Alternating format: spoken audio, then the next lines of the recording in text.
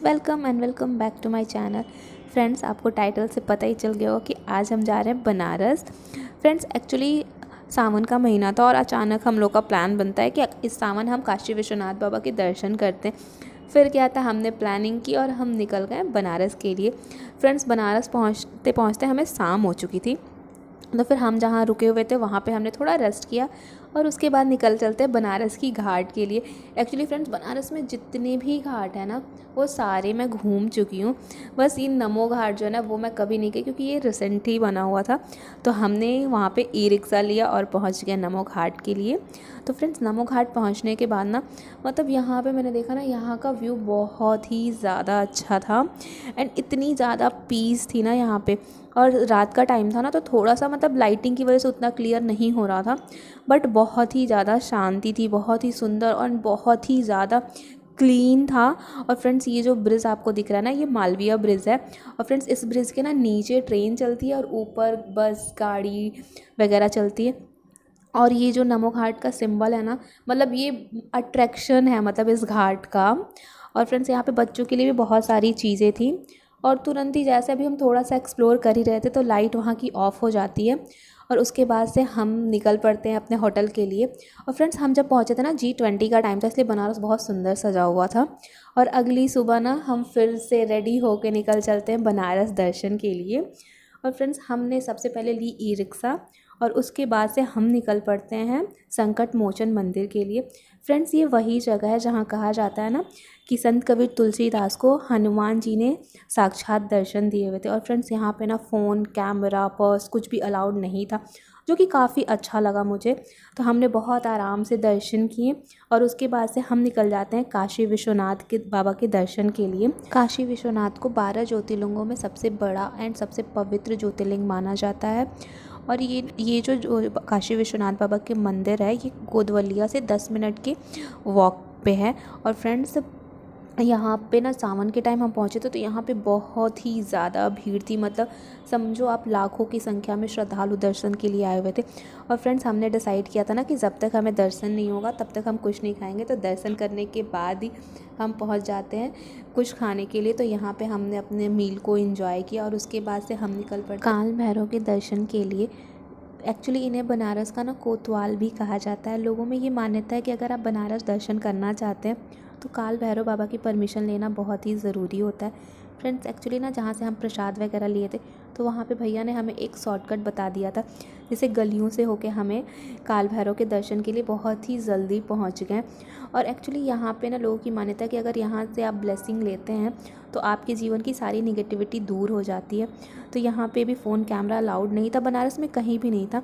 तो फिर हम काल भैरव के दर्शन करके पहुँच जाते हैं अपने होटल और वहाँ पे थोड़ी देर हम रेस्ट करते क्योंकि इतनी गर्मी थी जिसकी वजह से हम काफ़ी थक चुके थे। और उसके बाद शाम में थोड़ा रेडी होके फ्रेश होके हम निकल पड़ते हैं गंगा आरती देखने के लिए। एंड फ्रेंड्स, बनारस में ना जो गंगा आरती का टाइम होता है ना, वो मतलब इतना अलग टाइम होता है ना, मतलब आपको ऐसा फील होगा ना कि हर कोई गंगा आरती के लिए ही जा रहा है। और बनारस में जो शाम की गंगा आरती होती है वो दशाश्वमेध घाट पे होती है और सुबह की आरती जो कि अस्सी घाट पे होती है। और दशाश्वमेध घाट जो कि गोदवलिया मेन चौराहे से 10 से 15 मिनट की वॉकिंग डिस्टेंस पे है, जो कि आपको मार्केट से होके ही जाना होगा। और फ्रेंड्स, यहाँ पे ना मैं देख रही थी कि बनारस मतलब पिछले कुछ सालों में कितना बदल चुका था। लास्ट टाइम मैं जब आई थी और इस टाइम बहुत ही ज़्यादा अंतर था बनारस में। और फ्रेंड्स, यहाँ पे ना आरती में इतनी ज़्यादा भीड़ थी कि वहाँ पे वीडियो बनाना बिल्कुल पॉसिबल नहीं था। तो आरती के बाद हम आ जाते हैं गोदवलिया मार्केट को थोड़ा सा एक्सप्लोर करने। और फ्रेंड्स, पीछे आप ये जो फूड कोर्ट देख रहे हैं ना, ये पहले नहीं था, मतलब बनारस इतनी जल्दी बदल रहा है ना, मुझे देख के काफ़ी अच्छा लगा। और फ्रेंड्स, बनारस आए हैं तो बनारसी साड़ी लेना तो बनता ही था। तो हम आ गए बनारस की एक बहुत ही फेमस शॉप में, सुविधा। यहाँ से मैंने पहले भी शॉपिंग की है और यहाँ की साड़ियाँ बहुत अच्छी हैं, मतलब हर रेंज की और सारी साड़ियाँ इतनी अच्छी मिलती। तो यहाँ से मैंने खुद के लिए 2 साड़ी ली। और उसके बाद हम आ जाते हैं काशी चाट भंडार, जिसकी मैंने इतनी ज़्यादा वीडियो रील्स वगैरह देखा हुआ था, बट यहाँ पहुँचने के बाद लगा ना कि बहुत ही गंदी सर्विंग है, बिल्कुल टेस्टलेस था। और फ्रेंड्स, ये शॉप भी गोदवलिया चौराहे के पास ही है। तो फ्रेंड्स, इसके बाद ना हम जाते हैं रात के डिनर के लिए। थोड़ा सा सर्च करने के बाद हमें एक जगह के बारे में पता चलता है जिसका नाम था केसरिया था, जो बेसिकली राजस्थानी फूड सर्व कर रहे थे। और यहाँ का फूड बहुत यमी था, इनकी सर्विंग भी बहुत अच्छी थी। और इस तरह हमारा बीता बनारस में फ़र्स्ट डे। नेक्स्ट डे हमारा लास्ट डे था बनारस, क्योंकि हमारी बहुत छोटी सी ट्रिप थी। तो हम आ जाते हैं बनारस के रामगढ़ फोर्ट में। फ्रेंड्स, ये जो जगह है ना, ये बनारस के मेन सिटी से 10 से 12 किलोमीटर की दूरी पे है। और इसकी जो टाइमिंग है वो 10 to 5 है। और यहाँ आने के बाद ना, मतलब आपको 80 रुपीज़ पर पर्सन की एंट्री फ़ीस देनी होगी। एक्चुअली नहीं है, यहाँ की जो एंट्री फ़ीस है वो फ्री है। आपको यहाँ के म्यूज़ियम के लिए 80 रुपीज़ पर पर्सन की फ़ीस देनी होगी। और फ्रेंड्स, यहाँ पे आने के बाद ना मुझे ऐसा फ़ील हुआ कि मतलब यहाँ की सारी चीज़ें कितनी ज़्यादा डैमेज हो चुकी थी।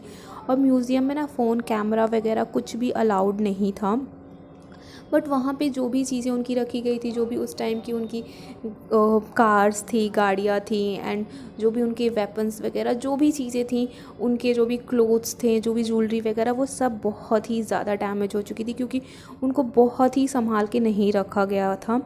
और यहाँ पे ना फोर्ट में, मतलब आपको पूरे फोर्ट को एक्सप्लोर करने को नहीं मिलेगा, क्योंकि कुछ हिस्से जो फोर्ट के थे ना वो डेंजर जोन में आ चुके थे। मतलब आप कुछ चीज़ों को एक्सप्लोर करने के लिए जाते हैं एंड उनकी एग्ज़िट पॉइंट इतनी जल्दी आ जाती है ना, मुझे काफ़ी बुरा लगा।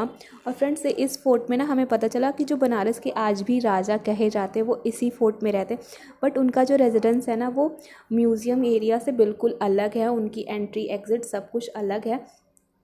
बट बनारस में मुझे ऐसे फ़ोर्ट घूमने को मिला, मुझे काफ़ी अच्छा लगा। और फ्रेंड्स, ये जो फ़ोर्ट है ना, मतलब ये जो आपको दिख रहा है गेट, इसके ऊपर वाले पोर्शन पे भी जाना अलाउड नहीं था, क्योंकि वो सब डेंजर जोन में आ चुके थे। जब तक उनकी रिपेयर नहीं होती तब तक वहाँ नहीं कोई जा सकता। और फ्रेंड्स, बनारस में इतनी गर्मी थी ना कि मतलब हमारी हालत एकदम बिल्कुल ख़राब हो चुकी थी। तो फ्रेंड्स, हम रामगढ़ फोर्ट के बाद निकल पड़ते हैं अपनी नेक्स्ट लोकेशन पे। और फ्रेंड्स, हमारी जो नेक्स्ट लोकेशन थी ना वो थी सारनाथ। और फ्रेंड्स, सारनाथ पहुंचने के बाद ना हमें कुछ ऐसा नज़ारा मिला, यहाँ पे भी कंस्ट्रक्शन का काम चल ही रहा था। अगर आप कुछ टाइम बाद आते हो तो आपको और अच्छा व्यू मिलेगा यहाँ पे। और फ्रेंड्स, यहाँ आने के बाद ना हम सबसे पहले पहुँचते हैं श्रीलंकन टेम्पल। इसे बौद्ध धर्म का ना सारनाथ में मेन टेम्पल माना जाता है। और ये वही जगह है ना जहाँ पे भगवान बौद्ध की ना एक दाँत को बहुत ही संभाल के रखा गया है, जिसे साल में एक बार कार्तिक पूर्णिमा को निकाला जाता है और उनकी पूजा की जाती है। और इस मंदिर के अंदर ही ना भगवान बुद्ध की एक बहुत ही बड़ी सी प्रतिमा है, और जिसके चारों तरफ दीवार पे ना उनकी पूरी जीवनी को पेंटिंग के थ्रू दर्शाया गया है। जिसकी पेंटिंग करने के लिए ना जो भी पेंटिंग कर रहे थे वो जापान के आर्टिस्ट थे, उन्हें बुलाया गया था सारनाथ में, और उन्होंने ही ये पेंटिंग कंप्लीट की थी। और इस मंदिर के पीछे ना आपको एक बहुत बड़ा सा पार्क दिखेगा और बहुत ही ज़्यादा ग्रीनरी दिखेगी। उसके बाद ही आपको दिखेगा धार्मिक स्तूपा, जहाँ पे भगवान बुद्ध ने अपनी प्रथम उपदेश को दिया हुआ था। और फ्रेंड्स, इस मंदिर के दूसरे हिस्से में आपको दिखेगा प्रेयर व्हील्स। और ये फ्रेंड्स वही जगह है जहाँ पे बुद्ध भगवान ने अपने 5 शिष्यों को शिक्षा दी हुई थी, जिसको बिल्कुल एक स्टैचू के थ्रू दर्शाया गया था, जो देखने में काफ़ी अच्छा लग रहा था। और फ्रेंड्स, सारनाथ का जो पुराना नाम है ना वो सारंगनाथ है। और बौद्ध धर्म के ना 4 ऐसे स्थल हैं जो कि बहुत ही ज़्यादा फेमस हैं। पहले नंबर पे आता है लुम्बिनी, जो कि नेपाल में है। दूसरी बोध गया, जो कि बिहार में है। तीसरी सारनाथ, और चौथी कुशीनगर है। और फ्रेंड्स, यहाँ पे ना सारनाथ में जब आप आओगे तो बहुत सी ऐसी जगह हैं ना जो कि आप घूम सकते हो, जैसे सारनाथ म्यूज़ियम है, उसके बाद से तिब्बतन टेम्पल है, थाई टेम्पल है, जो कि टाइम कम होने की वजह से हम यहाँ एक्सप्लोर नहीं कर पाए। बट अगर आप सारनाथ आ रहे हैं तो यहाँ पे ज़रूर विज़िट करना। और फ्रेंड्स, यहाँ से जब हम निकल रहे थे ना तो हमें दिखती है ना एक हैंडमेड साड़ी की शॉप। अगर आप यहाँ पे ना साड़ी की शॉपिंग करना चाहते हैं तो वो भी कर सकते हैं। यहाँ पे हैंडमेड जो साड़ी थी ना बिल्कुल सामने बना रहे थे।